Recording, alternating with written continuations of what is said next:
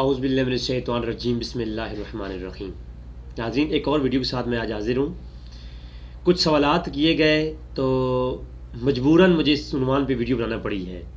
مجھے اس کا بات کا بھی شدید خوف ہے اور ڈر ہے کہ اس ویڈیو کے بعد کئی لوگ مجھ پہ انگوش تنقید بھی اٹھا سکتے ہیں، لیکن چونکہ الحمدللہ آپ لوگ جانتے ہیں کہ میں تحقیق کی دنیا میں ریئلٹی کے ساتھ جو چیز منسلک ہوتی ہے دلائل کے ساتھ آپ کے سامنے لاتا ہوں، دلائل بتاتا بھی ہوں اور آپ کو دکھاتا بھی ہوں۔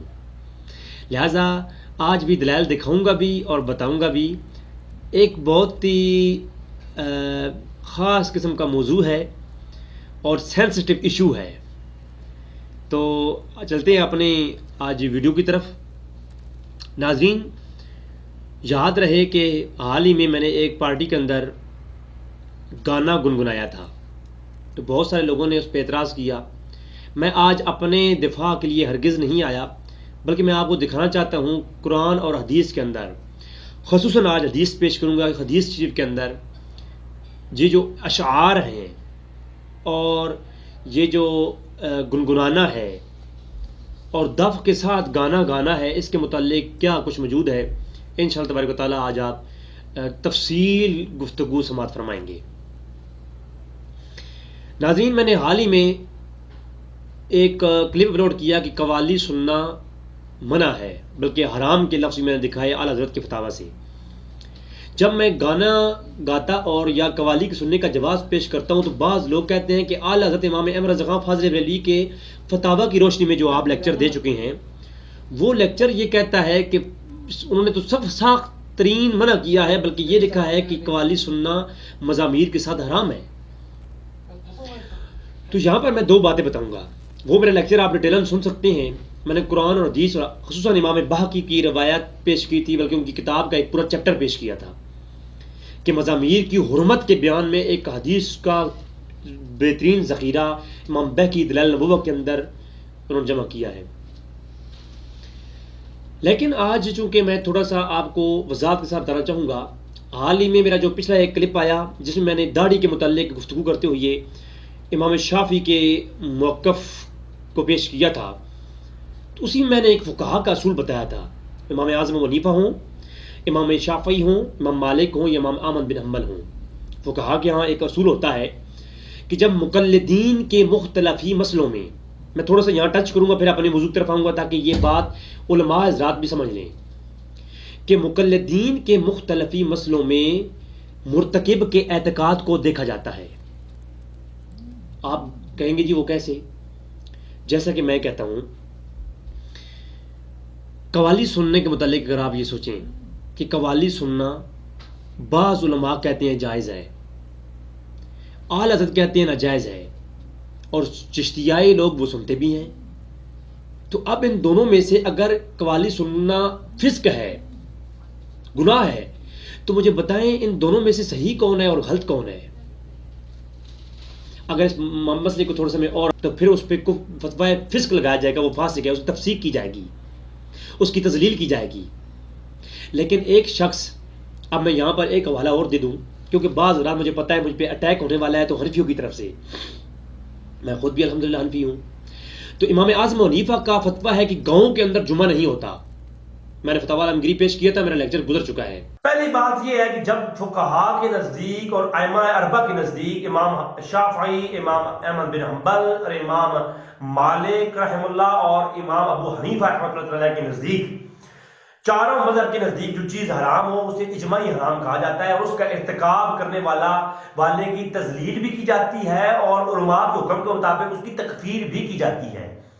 لیکن جب کوئی مسئلہ چاروں ائمہ کے نزدیک اجماعی طور پر حرام نہ ہو، اس کی عدم جواز کی دلیل چاروں ائمہ کے نزدیک ایک جیسی نہ ہو، تو اس کی پھر تکفیر نہیں کر سکتے، پھر وہ مسئلہ مختلف ہی ہوگا۔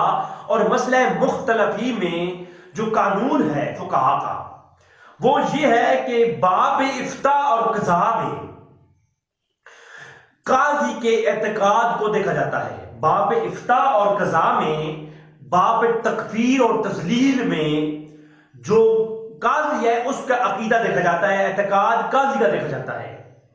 اور باب تفسیق اور باب تذلیل میں، باب تفسیق اور باب تذلیل میں جو عقیدہ ہے وہ مرتکب کے اعتقاد کا دیکھا جاتا ہے. جو کوئی مقلد جب کسی کام کا ارتکاب کرتا ہے تو پھر اس کے اعتقاد کو پہلے دیکھا جائے گا، پھر اس پہ کوئی فتویٰ لگایا جائے گا کہ وہ فاسق ہے یا نہیں ہے. قاضی کے اعتقاد کو نہیں دیکھا جائے گا، یہ اصول میں سے ہے. اور اس اصول پر میں ابن حجر حتمی کی عبارات بھی بتاؤں گا اور میں اعلیٰ حضرت کے فتاوے بھی دکھاؤں گا کہ آج کے مولوی جو اعلیٰ حضرت کا نام لیتے تھکتے نہیں ہے، وہ اعلیٰ حضرت کے فتاوے پر جو جمعہ کے خطبہ کے اندر بلند آواز دعا کرنا امام ابو حنیفہ کے نزدیک ناجائز ہے. مگر اعلیٰ حضرت کہتے ہیں اگر کوئی کرے گا تو ہم انکار نہیں کریں گے. یہ کیوں بھائی؟ امام ابو حنیفہ کے نزدیک ناجائز ہے، اعلیٰ حضرت کہتے ہیں انکار نہیں کریں گے. کیوں؟ اس لیے کہ اعلیٰ حضرت اس قانون کے فالوور ہیں اور یہ بات جانتے ہیں کہ جب مقلدین کے مختلف ہی مسئلوں میں تفسیق نہیں کی جائے گی، انکار نہیں کیا جائے گا، انکار نہیں کیا جائے گا. اگر مقلدین کے مختلف ہی مسئلوں میں اگر وہ کوئی حرام سمجھ کر کے ارتکاب کرتا ہے مرتکب، تو پھر اس کی تفسیق فرض کفایہ ہے. تو امام اعظم ابو حنیفہ کے فتوے کے مطابق دیہات کا جمعہ ٹھیک نہیں ہے، اور امام کا قول بھی یہی ہے. جبکہ اعلیٰ حضرت نے فتویٰ یہ دیا اپنے فتاوی رضویہ کے اندر کہ دیہات کے جمعہ میں اگر کوئی پڑھتا ہے تو اسے روکو نہیں. کیوں بھائی؟ فتویٰ تو یہ ہے کہ جو دیہات جمعہ نہیں ہوتا، لیکن اعلیٰ حضرت کیوں کہہ رہے ہیں؟ کیوں؟ جو اس کو جائز سمجھ کر کے کرے گا اس کے لیے یہ غلط نہیں ہے، کیونکہ یہ مرتکب کا اعتقاد ہے، اس کا عقیدہ ہے. میں جو بات کرنے لگا ہوں، امید ہے کہ کچھ تنقید اٹھانے سے پہلے ذرا غور سے میری ساری باتیں سن لیجیے گا. اعلیٰ حضرت نے اپنے فتاوی رضویہ کے اندر عبد الغنی نابلسی، عبد الغنی بن اسماعیل نابلسی رحمۃ اللہ تعالی علیہ، جن کی کتابوں کے تعارف میں کروں گا، بہت بڑے ایک امام گزرے، ان کو جب مخاطب کرتے ہیں فتاوی رضویہ میں تو وہ کہتے ہیں عارف باللہ حضرت علامہ امام عبد الغنی بن اسماعیل نابلسی، یعنی اتنا ادب سے نام لیتے ہیں. اور دوسری جگہ اعلیٰ حضرت فتویٰ دے رہے ہیں کہ قوالی سننا فسق ہے اور بعض مزامیر کے ساتھ حرام ہے، یعنی قوالی کا مراد بھی کر رہے ہیں اور ساتھ یہ عبد الغنی نابلسی کو اسی کتاب کے اندر ان کی تعریف بھی کرتے ہیں. لیکن آپ کو میں بتاتا چلوں، عبد الغنی نابلسی نے موسیقی کے جواز پر کہ موسیقی سننا جائز ہے اس پر پوری کتاب لکھی ہے. اب اعلیٰ حضرت کے اپنے ہی فتوے کے مطابق عبد الغنی نابلسی کون ہوئے؟ فاسق. اور وہی فتویٰ جب لوٹ کر آتا ہے تو اعلیٰ حضرت اپنے ہی فتوے کے مطابق خود فاسق ہوئی ہے، کیونکہ وہ فاسق کو عارف باللہ کہہ رہے ہیں. تو میں یہ کہوں گا نہ اعلیٰ حضرت فاسق ہوئی ہے اور نہ یہ غلط فتویٰ ہے. جو قوالی کو حرام سمجھ کر کے سنے فتویٰ فسق لگے گا، جبکہ عبد الغنی نابلسی جائز سمجھ کے سنتے ہیں تو ان کے لیے کوئی فتویٰ نہیں ہے، ان کے لیے جائز ہے. یہ مختلفی مسئلہ ہے، اس لیے یہ بات پہلی ہو گئی. عبد الغنی نابلسی جو کہ جواز رکھتے تھے گانے سننے کا، موسیقی کا، جن میں بے حیائی قسم کی گانے نہیں، قوالی ٹائپ جو میں بات کر رہا ہوں، تو اس پہ وہ کہتے ہیں، بلکہ انہوں نے کتابیں لکھی ہیں. عبد الغنی نابلسی کتابوں کے نام سن لیں، وجود الحق والخطاب ان کی پہلی کتاب، بہت بڑی عظیم عالم تھے. ان کی دوسری کتاب ہے، میں آپ کو اسکرین بھی دکھا دوں گا، آپ کو اسکرین پہ نظر آئیں گی ان کتابیں، میں انشاءاللہ دکھاؤں گا.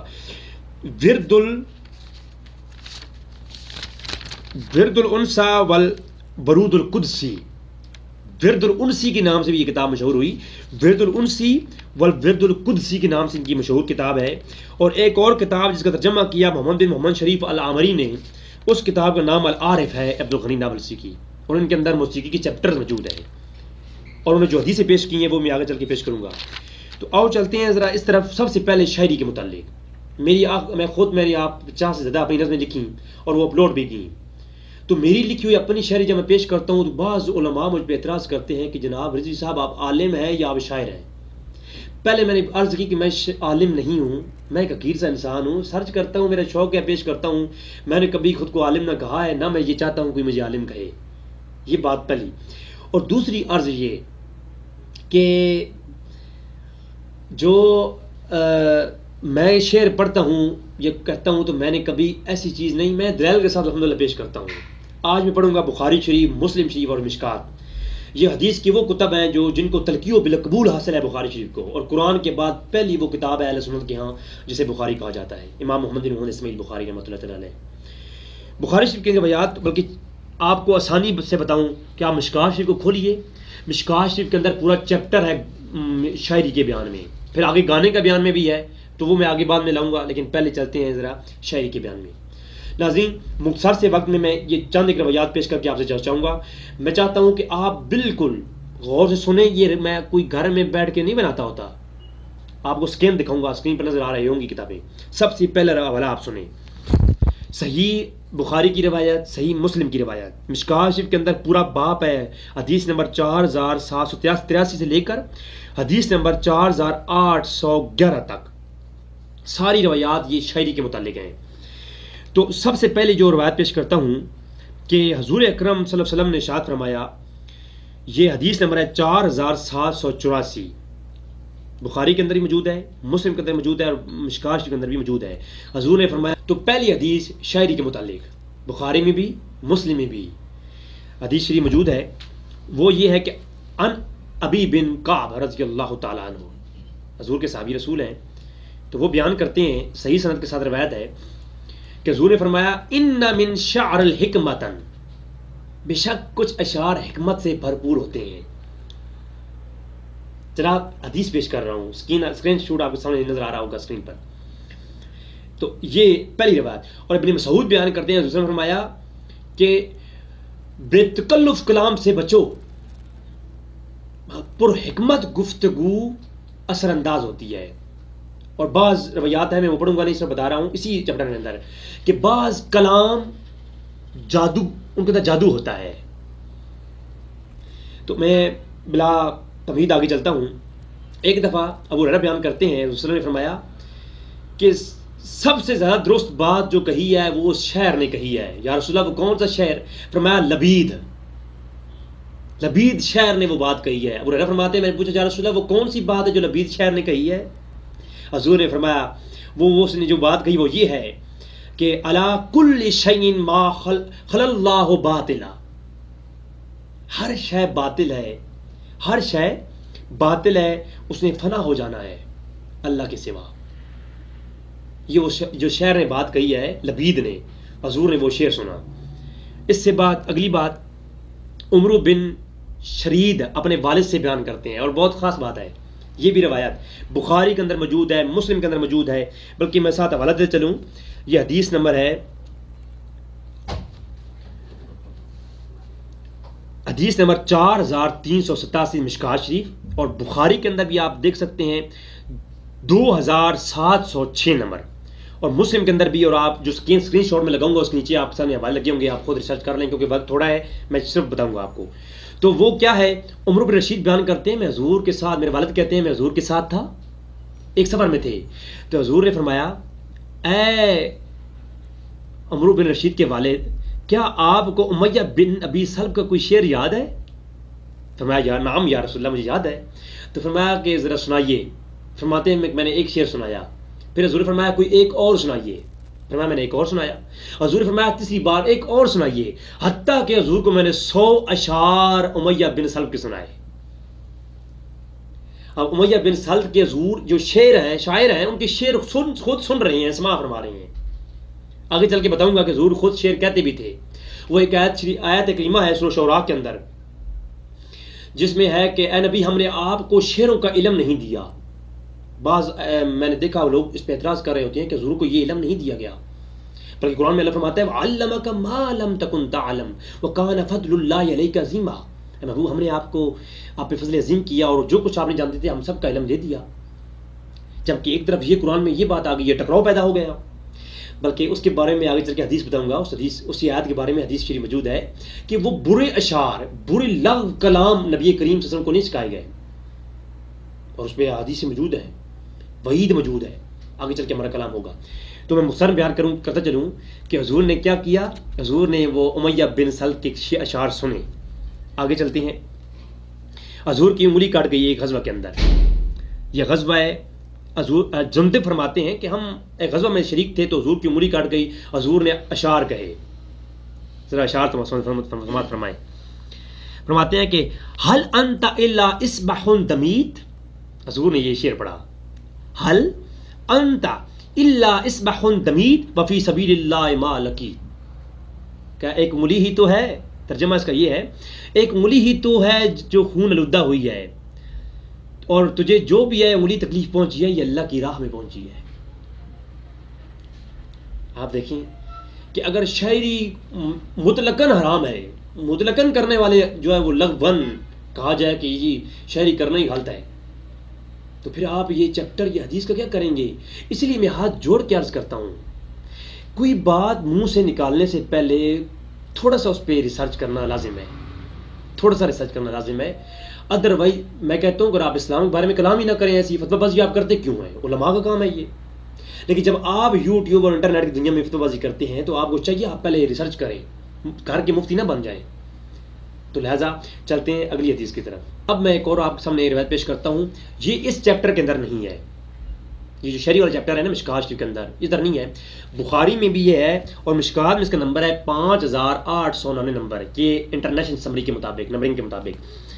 تو غزوہ حنین کے موقع پر حضور صلی اللہ علیہ وسلم جب جہاد فرما رہے تھے، چند لوگ میدان چھوڑ کے بھاگ گئے، تو حضور اکرم صلی اللہ علیہ وسلم جو ہے وہ اللہ کا نام لے کر اور جہاد فرما رہے تھے، تو صاحب نے ایک حضور جو ہے فی البدی ایک شعر پڑھ رہے تھے۔ وہ کیا تھا کہ آپ کے سامنے پیش کرتا ہوں، یہ حضور پڑھ رہے تھے، ان النبی لا کذب، میں نبی ہوں، میں جھوٹا نہیں ہوں، انا ابن عبد المطلب، اور میں عبد المطلب کا بیٹا ہوں، میں جھوٹا نہیں ہوں۔ یہ فی البدی حضور پڑھ رہے تھے۔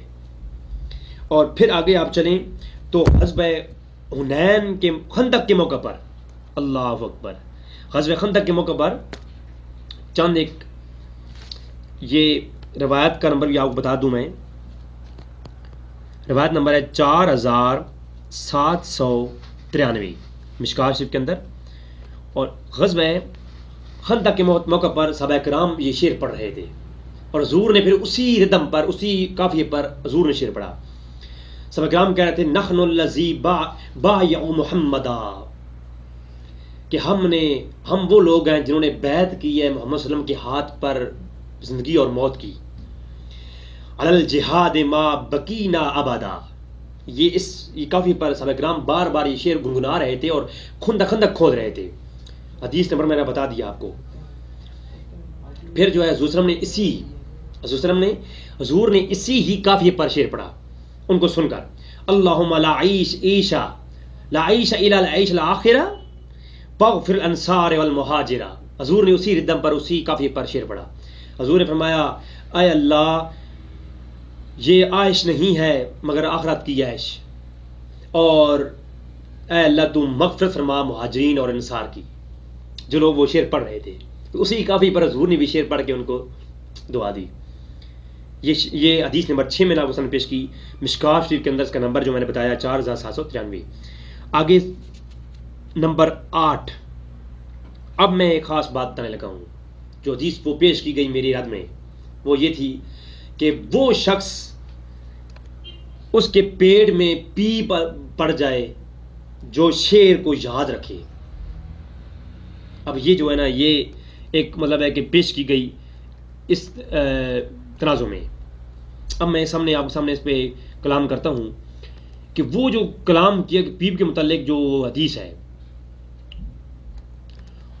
حدیث نمبر 4794 مشکات کا اس کا نمبر ہے انٹرنیشنل سمری کے مطابق۔ ابو ہریرہ بیان کرتے ہیں، حضور فرمایا کسی آدمی کا پیٹ پیپ سے بھر جائے، خراب ہو جائے، اس سے بہتر ہے کہ وہ اشعار جو ہے نا وہ یاد کرے۔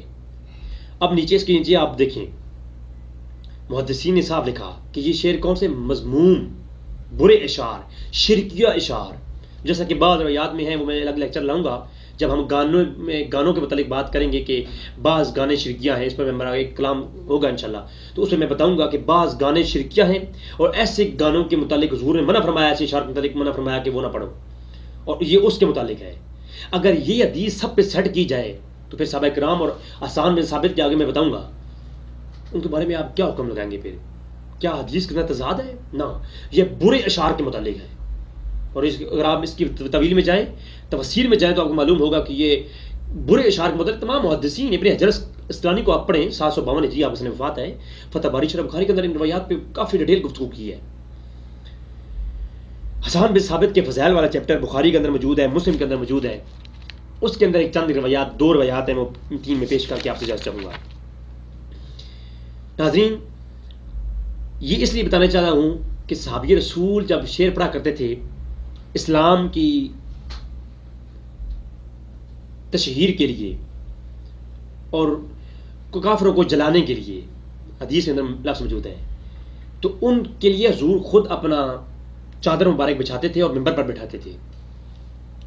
میں آپ کو ان حوالہ جات پر 1-2 روایات پیش کر کے آپ سے اجازت چاہوں گا. حضرت حسان بن ثابت رضی اللہ تعالیٰ عنہ مسجد نبوی میں بیٹھے ہیں, اشعار پڑھ رہے ہیں. حضرت عمر فاروق آئے اور جب آ کر دیکھا تو غصے کی حالت میں ان کی طرف دیکھا, تو آپ کھڑے ہوئے اور فرمایا, اے عمر میری طرف اس طرح نہ دیکھیے, آپ سے بہتر شخص یہاں بیٹھتے تھے حضرت محمد صلی اللہ علیہ وسلم, اور وہ میرے لیے اپنی چادر بچھاتے تھے اور منبر دیتے تھے اور میں اشعار پڑھا کرتا تھا.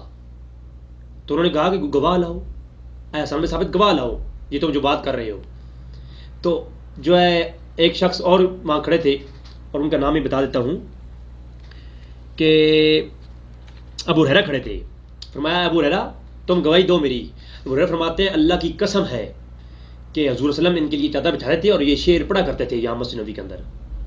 تو عمر فاروق فرمایا ٹھیک ہے. پھر جب گواہی آئی تو عمر فاروق رضی اللہ عنہ نے اس کو تسلیم کر لیا. اس سے یہ معلوم ہوا کہ ہر صحابی رسول صلی اللہ علیہ وسلم کے پاس ہر حدیث موجود نہیں تھی. اس پہ میرا لاسٹ لیکچر گزرا کہ بعض صحابہ کرام کے پاس بعض روایات موجود نہیں تھی, جیسا کہ میں تشیع حضرات کے ایک اعتراضات کا جواب دیتے ہوئے یہ میں نے کہا تھا کہ باغ فدق کے متعلق جو روایات معاشرہ کو معلوم نہیں تھی اور ابو صدیق نے بتائی تھی, تو وہ لوگوں نے اعتراض کیا کہ یہ کیسے ہو سکتا ہے کہ ماں فاطمہ سلام اللہ علیہ کو ایک روایت معلوم نہ ہو. تو اسی کے لیے یہ بھی یہاں پر میں پیش کروں کہ ہر صحابی رسول کے پاس ہر حدیث موجود نہیں تھی. یہ تو اب بعد میں جب ابھی حدیثیں اکٹھی ہوئی تو بعض یہ نالج اکٹھا کر دیا گیا. اسی لیے بعض صحابہ کرام رفع دین کرتے رہے جن تک رفع دین کی روایات پہنچی, اور بعض صحابہ کرام عبداللہ بن مسعود رفع دین نہیں کرتے تھے. کیوں؟ ان کے پاس یہ روایت نہیں پہنچی. تو یہ ایک پہلی بات. اگلی آخری بات کروں, صحیح ابن حبان کے اندر جو بعد میں کرنے لگا ہوں, اب بہت سخت ہے لیکن بڑی معذرت کے ساتھ, رضوی صاحب آپ گانا کیوں گاتے ہیں, گنگناتے کیوں ہیں؟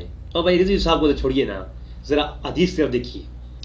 صحیح ابن حبان حوالہ جات نوٹ کیجیے ذرا, اس پہ میں تفصیلاً یہ حوالہ جات لکھوانے لگا ہوں, سنیے. صحیح ابن حبان کے اندر یہ روایت موجود ہے. مشکاہ شریف کا 3145 نمبر روایت ہے انٹرنیشنل کے مطابق. مسلم کے اندر, ترمذی کے اندر, امام احمد بن حنبل نے صحیح مسند احمد بن حنبل کے اندر اس کو روایت کیا. آپ ذرا سنیے.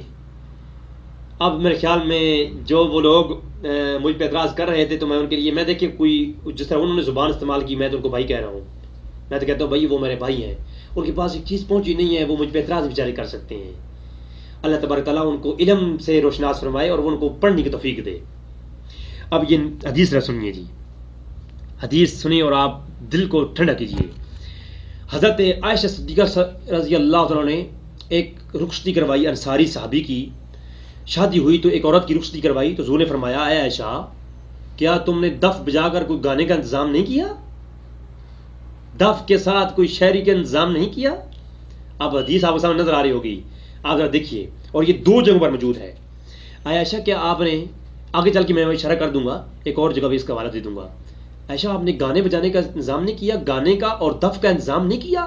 تمہیں معلوم نہیں کہ انصار جو ہے وہ شعر و شاعری اور دف پسند کرتے ہیں؟ اللہ اکبر. اور اگلی روایت سنیے آپ, اور اگلی روایت ہے صحیح ابن حبان کی. فرمایا اللہ اکبر, فرمایا یہ دف بجانا اور یہ شاعری پڑھنا دف کے ساتھ شادی پر حلال اور حرام میں تمیز ہے. نکاح کی تشہیر ہوتی ہے اس سے, دف سے اور شاعری سے. جو یہ نہیں کرتا, یہ بڑی سخت حدیث ہے, میں تو اس پہ فتویٰ نہیں لگا رہا لیکن حدیث پڑھ رہا ہوں. یعنی معلوم یہ ہوا کہ جس شادی پر دف ہو وہ حلال ہے, اس کی تشہیر ہوتی ہے, کیونکہ نکاح کا نام یہ ہے کہ سب کے سامنے کیا جائے. چھپ کے نکاح اس لیے جائز نہیں ہے. سب کے سامنے جو نکاح کیا جاتا ہے, جس کی گواہ موجود ہوں, جس نکاح کی تشہیر ہو وہ نکاح حلال ہے. حضور نے فرمایا یہ حلال اور حرام میں تمیز یہ ہے کہ جس نکاح کی تشہیر ہو دف کے ساتھ اور اشعار کے ساتھ, وہ نکاح حلال ہے اور جس کی تشہیر نہیں ہوتی وہ کیا ہے؟ میں اس پہ کوئی فتویٰ نہیں لگا رہا، میں حدیث کے لفظ پڑھ رہا ہوں، بلکہ اس کی پوری سند پڑھ کے سنا دیتا ہوں۔ اللہ اکبر۔ ان محمد بن خاطب جبحی عن نبی صلی اللہ علیہ وسلم قال، رسول نے فرمایا فصل ما بین حلال و حرام و صورت و دفع فی نکاح، نکاح کے حلال و حرام ہونے میں جو ہے وہ دفع جو ہے وہ اس کے اندر حلال و حرام ہونے کے مابین جو ہے وہ نقطہ امتیاز ہے۔ اب مجھے بتائیں، یہ حدیث ہے بھائی، میں تو اس پہ میں جب حدیث پڑھی تو میرا جسم کام گیا۔ اب مجھے بتائیں، جس نکاح کی تشہیر ہو دفع کے ساتھ اور وہ حضور نے فرمایا حلال ہے۔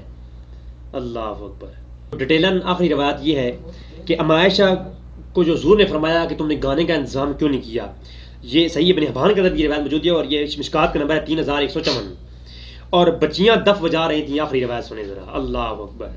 بدری صحابی بیٹھے تھے اور بچیاں پاس گانے گا رہی تھیں دف کے ساتھ۔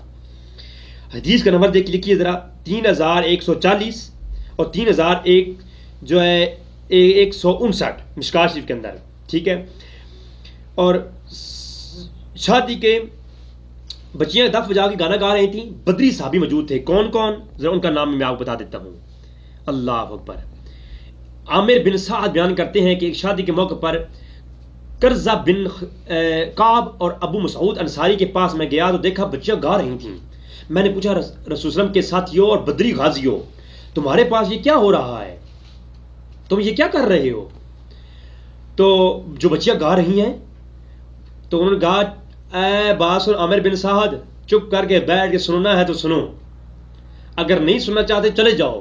ہمیں معلوم ہے کہ ہمیں اس میں پرمیشن ملی ہوئی ہے، کیونکہ ہمیں معلوم ہے کہ شادی کے موقع پر ہمیں دف بجانے اور گانے سننے کی پرمیشن ہے، اجازت ہے۔ حدیث کا سکین آپ کو نظر آ رہا ہوگا، 3159 مشکات شریف۔ مجھے یہ بتاؤ بھائی جناب، یاد رکھو میں میوزک پہ بات نہیں کر رہا، میوزک اور چیز ہے، گنگنانا دف کے ساتھ۔